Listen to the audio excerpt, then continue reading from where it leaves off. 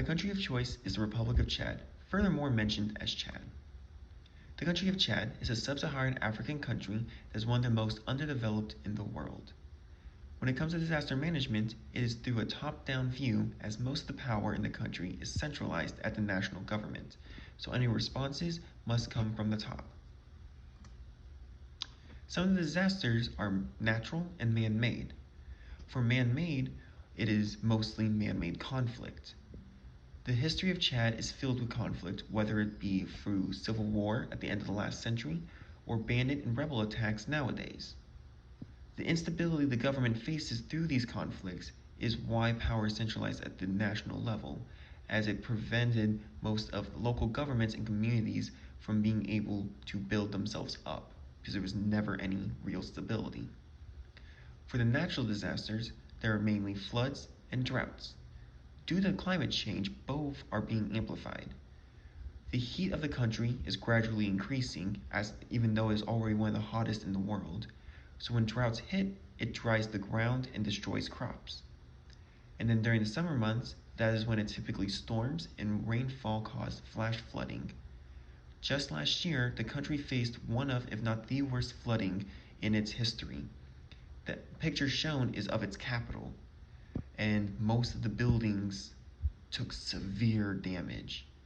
And this can also be seen through most territories of the country.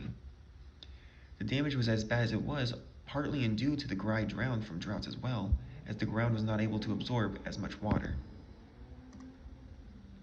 Obstacles include the low access to healthcare, education in the country, as well as a language barrier. There are 200 odd tribes within the country, and most have their own language or at least dialect. So language barriers become a very, very important obstacle to disaster management.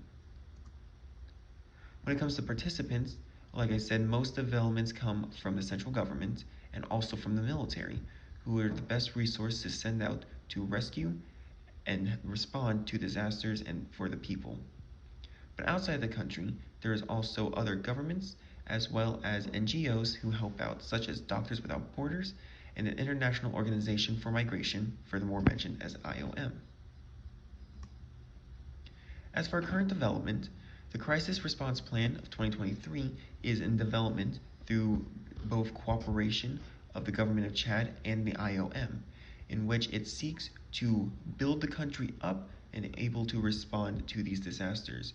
And these include better healthcare, advances to education, as well as developing community response plans and building up local governments so that the local communities will be able to respond on their own without waiting for assistance from the capital.